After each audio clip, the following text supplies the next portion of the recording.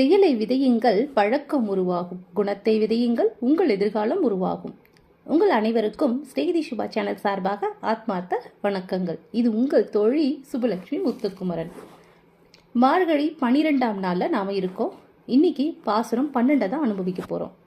கனைத்திளங் கற்றெருமை கன்றுக்கு இறங்கி நினைத்து முளைவழியே நின்று பால் சோர நனைத்து இல்லம் சேராக்கும் நற்செல்வன் தங்காய் பனித்தலை வீழ நின் வாசல் கடை பற்றி சினத்தினால் தென்னிலங்கை கோமானைச் செற்ற மனத்துக்கு இனியானை பாடவும் நீ வாய்த்திரவாய் இனித்தான் எழுந்திராய் ஈதென்ன பேருறக்கம் அனைத்து இல்லத்தாரும் அறிந்தேலோர் எம்பாவாய். இந்த பாசுரத்துக்கு ஆண்டாள் இவ்விதமாக விளக்கம் சொல்கிறாங்க. பசியால கதறி திரியும் தங்கள் கன்றுகளை எண்ணிய எருமைகள் தங்களோட மடியிலிருந்து பாலை அப்படியே சொரிந்தபடியே அங்கும் இங்குமா அலைஞ்சிக்கிட்டு இருக்கான். அவை சொரிந்த பால் இல்லத்தோட வாசல்ல வந்து அந்த வாசல் பூரா சேராக்கிடுச்சான். அந்த அளவுக்கு விடாம பால் சொரியும் எருமைகளுக்கு சொந்தக்காரரான ஆயனோட தங்கையே அப்படின்னு விழிக்கிறாங்க கோதை நாச்சியார். அதாவது ஃபஸ்ட்டு அந்த ஊரோட வளத்தை சொல்லி, இப்படி வளமான இடத்துல, வளம்ன்றது எப்படி சொல்லுவாங்க, ஒரு இடத்துல வந்து பால் வந்து விடாமல் சொரிஞ்சிட்ருக்கு அப்படின்னா அந்த எருமை வந்து எவ்வளோ செழிப்பாக வளர்ந்துருக்குன்னு பாருங்கள். அந்த செழிப்பாக வளரணும்னா அதுக்கு தேவையான உணவு அந்த இடத்துல கிடைக்கணும். அப்போ அந்த இடம் எப்படி இருக்குன்னா உணவு எல்லாருக்கும் நிறைய கிடைச்சிக்கிட்டு இருக்கு. அது எருமைகளுக்கும் கிடைக்குது. அந்த எருமைகள் அந்த உணவை சாப்பிட்டு பசியாறி அதோட கன்றுகளை நினைக்கும் போதே அதுங்களுக்கு முளையிலேருந்து பால் அப்படியே சொரியுது. அந்த பாலை சொரிஞ்சுக்கிட்டே அதுங்க பூரா அந்த இடம் பூரா அலையும் போது அந்த பால்னால ஒவ்வொருத்தர் வீடும், அதாவது ஆயர்களோட ஒவ்வொருத்தரோட வீடும் வந்து அவங்க வாசல் பூரா சேராயிடுச்சு அப்படின்னு சொல்றாங்க. அது மட்டும் இல்லாம அந்த எருமைகளுக்கு சொந்தக்காரர் அப்படின்னா அவர் எவ்வளோ செல்வம் வாய்ந்தவராக இருப்பாரு. அந்த சொந்தக்காரரான அந்த ஆயனோட தங்கையே அப்படின்னு குறிப்பிடுறாங்க. அதான் நற்செல்வன் தங்காய் அப்படின்னு சொல்றாங்க. கொட்டுகின்ற பனி எங்கள் தழையில் விழ உன் வீட்டு வாசல்ல நாங்க காத்துக்கிட்டு இருக்கோமே. சீதையை கவர்ந்து சென்ற ராவணன் மீது கோபம் கொண்டு அவனை அழிக்க ராமாவதாரம் எடுத்த கோமான் ஆகிய அந்த நாராயணன் பெருமையை பாடிட்டு இருக்கோம். நீயோ இன்னும் பேசாம இருக்க. எல்லா வீடுகளிலும் அனைவரும் எழுந்துவிட்ட பிறகும் உனக்கு ஏமா இந்த உறக்கம் அப்படின்னு கேட்குறாங்க ஆண்டாள் நாச்சியார்.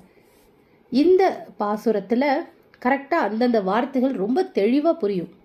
கனைத்திலம் கற்றெருமை, கன்றுக்கு இறங்கி, கனைத்திலம்னா நல்ல இளமையான நல்ல செழிப்பான எருமைகள், கருமையான எருமைகள் வந்து தன்னோட கண்ணை குட்டியை நினைச்சு அப்படியே இறங்குறதுனால அந்த நினைச்ச உடனே அதோட முளையிலேருந்து அப்படியே பால் சோற, முளை வழியே எப்படி வருது, பால் வருது. அந்த பால் வந்து நனைத்து இல்லம் சேராக்கும். அது எல்லா இல்லத்தோட வாசலையும் நினைச்சு சேராக்கிடுச்சு. அப்படி சேராக்கிற வீட்டோட அந்த எஜமானர் ஆயர், அவர் எருமையும் வச்சிருக்காரு, இந்த வீடும் இருக்கு, அவரோட தங்கையே தங்காய் அப்படின்னு சொல்றாங்க. அதுக்கப்புறம் பனித்தலை வீழ, அதாவது எங்க தலை மேல பனி விழுந்துட்டு இருக்கே, நாங்கள் வாசல்ல நிக்கிறோமே, சினத்தினால் அப்படி நின்றுட்டு இருக்கும்போது நாங்களாம் என்ன பண்ணிட்டு இருக்கோம்னா ரொம்ப கோபாவேசம் கொண்டு தென்னிலங்கை கோமானை, அப்படின்னா இலங்கையில், அதாவது தெற்கு பக்கம் இருக்க இலங்கையில இருக்க கோமான் அந்த அரசனை செற்ற மனத்துக்கு இனியானை, மனத்துக்கு இனியான்னு சொன்னாலே அது ராமன் மட்டும்தான். அதாவது யாவருக்கும் கண்ணன் என்றே குறிப்பிடுவாரு கம்பர். ஆனா மனத்துக்கினியான்னு கண்டிப்பாக யாரை மட்டும்தான் சொல்லுவாங்கன்னா ராமபிரானை மட்டும்தான் சொல்லுவாங்க. இங்கே மனத்துக்கினியான்னு ராமபிரானை சொல்கிறாங்க. அவர் வந்து கோபம் கொண்டு தெற்கு பக்கத்தில் இருக்க இலங்கையோட அரசனான ராவணனை வந்து அவர் வதம் செஞ்சார். அவரை வந்து நாங்கள் பாடிக்கிட்டு இருக்கோம். இப்படி நாங்கள் பாடிக்கிட்டு இருக்கோமே, அதுவும் இனிமையான பாடலை பாடிட்டு இருக்கும்போது நீ எப்படி தூங்கலாம், கொஞ்சம் எந்திரிக்கலாம்ல அப்படின்னு சொல்லி அவங்க கூப்பிடுறாங்க. அதுவும் எல்லா வீட்டிலேருந்து எல்லாரும் எந்திரிச்சிட்டாங்க, நீ இன்னும் எந்திரிக்கலையே அப்படின்னு கேட்குறாங்க. இதுதான் இந்த பாசுரத்தோட விளக்கம். எருமைகள் பால் சொரிந்து உறங்கும் தோழியின் இல்ல வாசலை சேராக்கி விட்டதால் அவளது வீட்டுக்குள் நுழைய முடியாத பெண்கள் அவளது வீட்டு வாசல்ல ஒரு கட்டையை பிடித்து தொங்கியபடி அவளை எழுப்புகிறார்களாம். இந்த பாடல்ல தலையிலோ பனி பெய்யுது, மார்களில் எழுந்து குளிர் தாங்காமல் வெந்நீரில் குளிப்பவர்கள் இவர்கள் படும் கஷ்டத்தை உணர வேண்டும்.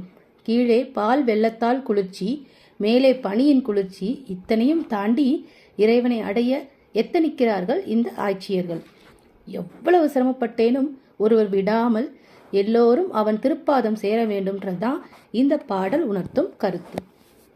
இந்த பாசுரத்தோட விளக்கம் உங்களுக்கு பிடிச்சிருந்தா நீங்கள் லைக் பண்ணுங்கள், ஷேர் பண்ணுங்கள். மறக்காமல் ஸ்நேகிதி சுபா சேனலை சப்ஸ்கிரைப் பண்ணுங்கள். ஒவ்வொரு பாசுரத்தை விளக்கும் போதும் எங்களுக்கு உற்சாகம் இன்னும் மேறிட்டுக்கிட்டே வருது. இந்த உற்சாகத்தோடு உங்களது விடைபெறுது உங்கள் தோழி சுபலட்சுமி முத்துக்குமரன். வணக்கம், வாழ்க வளமுடன், ஆத்ம நமஸ்தே, ஹரே கிருஷ்ணா, வெற்றியுமதி.